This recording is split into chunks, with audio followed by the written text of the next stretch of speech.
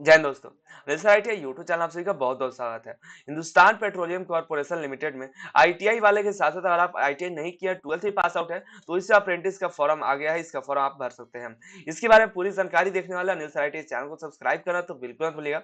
इस तरह सारे लेटेस्ट अपडेट आपको मिलते रहे।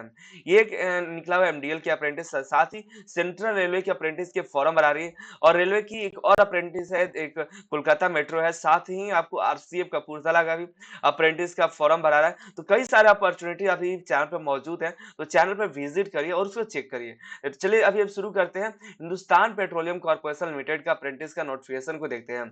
और सबसे पहले आपको अनिल आईटी वेबसाइट पे जाना हो और करियर ऑप्शन पे क्लिक करिएगा। करियर ऑप्शन में यहाँ की तरफ आएगा तो ध्यान देखिए, आईटीआई लेटेस्ट अप्रेंटिस में हिंदुस्तान पेट्रोलियम कॉर्पोरेशन लिमिटेड में देखने को मिलेगा। यहाँ से आपको ओपन करना है। ओपन जैसे ही करिए तो आपको देखने को मिलेगा ये सारे जितने जितनी जानकारियां हैं वो आप यहाँ पे देख पाएंगे हिंदुस्तान पेट्रोलियम कॉर्पोरेशन लिमिटेड में। और यहाँ पे नीचे की तरफ आए तो फॉर्म भरने का जो लास्ट डेट रखा गया है 30 जनवरी रखा गया है, और फरवरी और मार्च में इसका मेरिट लिस्ट आ सकता है, ऐसा संभावना दिया गया है। इसकी सारी जानकारी इसमें दी भी गई है, आप इसको डाउनलोड कर सकते हैं। नीचे की तरफ चलेंगे हम एक बार, यह रजिस्ट्रेशन प्रोसेस है और ये एचपीसीएल का अप्रेंटिस का फॉर्म भरने का लिंक है। और यहाँ पे बेल आइकन आपको दिखाई दे रहा है, इस बेल आइकन पर क्लिक करके आपको क्या करना है, सब्सक्राइब कर लेना है, ताकि हम जो भी नोटिफिकेशन आपको डाले स्क्रीन पे आपके आ जाए, कोई बार बार आने की आवश्यकता भी नहीं पड़ेगी। डाउनलोड नोटिफिकेशन पे क्लिक करके डाउनलोड कर सकते हैं। चलिए इसके बाद शुरू करते हैं पूरी जानकारी। और फॉर्म को देखिए, सबसे पहले देखिए ये बताया गया है कि आपका जो नोटिफिकेशन है ये अप्रेंटिस का निकाला गया है और ये डेट दिया गया है। और इसमें कई सारे ट्रेड अप्लाई कर सकते हैं। ट्रेड जैसे कि आंध्र प्रदेश के लिए COPA electrician, electronic mechanic, Assam के लिए इलेक्ट्रिशियन, चंडीगढ़ से कोपा, चंडीगढ़ से चंडीगढ़ से कोपा, छत्तीसगढ़ से इलेक्ट्रिशियन, दादर नागर हवेली से कोपा, इस तरह से दिल्ली से कोपा इलेक्ट्रिशियन, गुजरात से कोपा इलेक्ट्रिशियन। और इस साइड सीट भी दिया गया, इस साइड कैटेगरी वाइज सीट दिया गया, तो देख सकते हैं। और नीचे की तरफ जाएं तो आपको कई सारे राज्य में देखने को मिलेंगे। ठीक है, तो सभी राज्य का देख लीजिए, चेकआउट कर लीजिए किस राज्य में कितने सीटें हैं, और उसके हिसाब से आपको अप्लाई कर देना है। और नीचे की तरफ चलेंगे तो यहाँ पे जो भी राज्य है यहाँ पे अप्लाई कर सकते हैं। यहाँ पे जिस राज्य का है ऑल इंडिया कैंडिडेट अप्लाई कर सकते हैं। यहाँ पे दिया गया है कि ऑल इंडिया के कैंडिडेट अप्लाई कर सकते हैं। ऑल इंडिया के लेवल पे निकाला गया ये अप्रेंटिस। ठीक है, अक्रॉस लोकेशन देखिए, स्पेशल मार्केटिंग डिवीजन में निकाला गया ट्रेड अप्रेंटिस ट्रेनिंग और स्किल के सर्टिफिकेट होल्डर के लिए।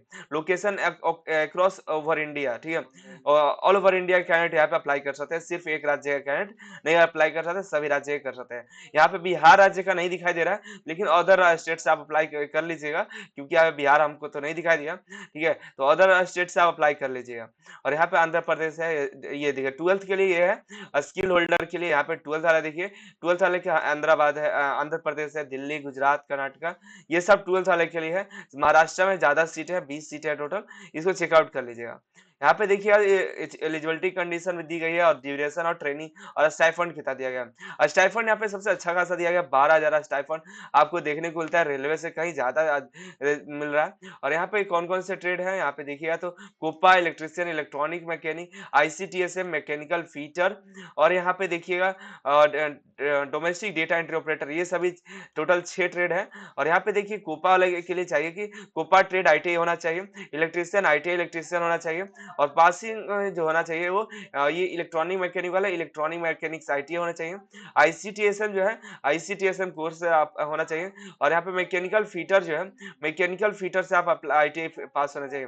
फिर फुल टाइम मैकेनिकल फीटर, अगर आप फीटर पास आउट है तो अप्लाई कर सकते हैं। और डोमेस्टिक डेटा एंट्री ऑपरेटर के लिए 12th पास आउट कैंडिडेट आप अप्लाई कर सकते हैं। तो ग्रेट अपॉर्चुनिटी है।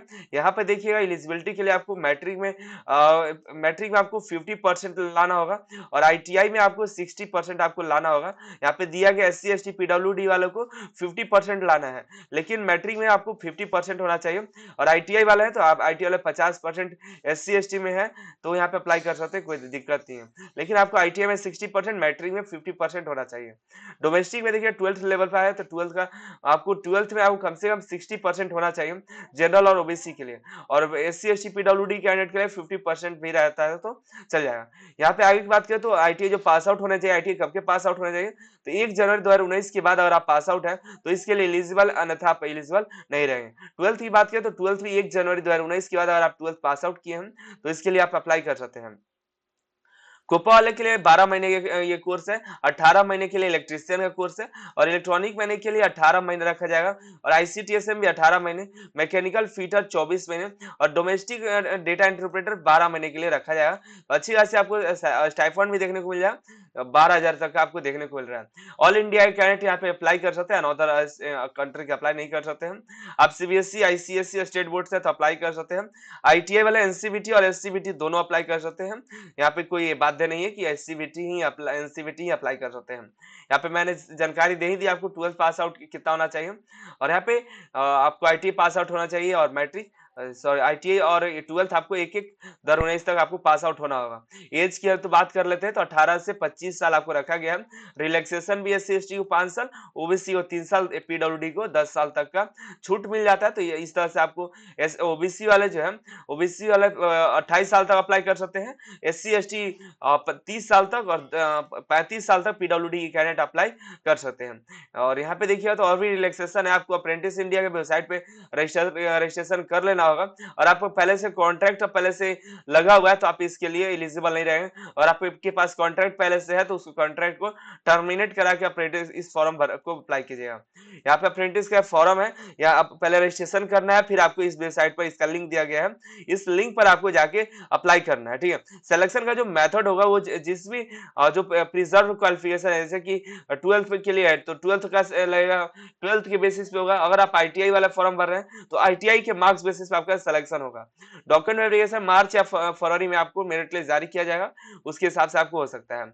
यहाँ पे देखिएगा और भी जानकारी दी गई, जैसे कि फॉर्म को कैसे भरेंगे। तो सबसे पहले अप्रेंटिस इंडिया पर रजिस्ट्रेशन करना है, उसके बाद इस वेबसाइट पर जाकर साइन अप करके आपको फॉर्म भरना है, ठीक है, लॉग इन करना है। और आईटीआई वाले जो कैंडिडेट को लॉग इन करना है ट्रेड अप्रेंटिस, और अगर आप डोमेस्टिक डेटा इंटरप्रेटर के लिए अप्लाई करें तो apprentice engagement 2021 for domestic data interpreter.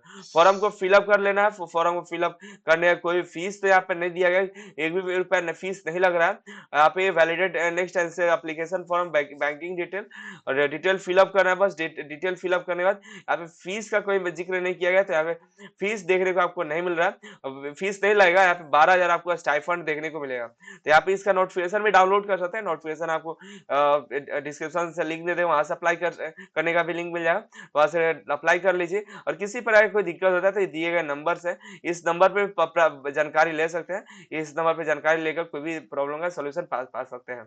और भी कोई जानकारी है तो नीचे कमेंट में प्राप्त कर लीजिएगा और वेबसाइट का लिंक डिस्क्रिप्शन में देंगे, यहाँ पर आपका अप्लाई का लिंक और ये अप्रेंटिस इंडिया रजिस्ट्रेशन का प्रोसेस है। और यहाँ पे क्लिक करते हैं तो हमारा अप्लाई का वेबसाइट आ जाएगा। अप्लाई कैसे करना है तो इस पे साइन अप करके यहाँ पे पहले, अगर नया है तो न्यू रजिस्ट्रेशन करिएगा और यहाँ पे न्यू रजिस्ट्रेशन करके आप जा सकते हैं। और रजिस्ट्रेशन के बाद यहाँ पर आईडी और पासवर्ड डाल के फिर आपको फॉर्म भरना होगा। और इसका वीडियो चाहते तो नीचे कमेंट करके बताइएगा, हम इसका वीडियो भी आपको प्रोवाइड करा देंगे। यहाँ से नोटिफिकेशन डाउनलोड कर लीजिए, बेल आइकन पे क्लिक करके यहाँ से सब्सक्राइब कर लीजिए, ताकि जो भी आप वेबसाइट पे पब्लिश करें आपको जानकारी मिलते रहे। अनिल सर IT चैनल को सब्सक्राइब करना बिल्कुल भूलिए। आप सभी का बहुत बहुत धन्यवाद।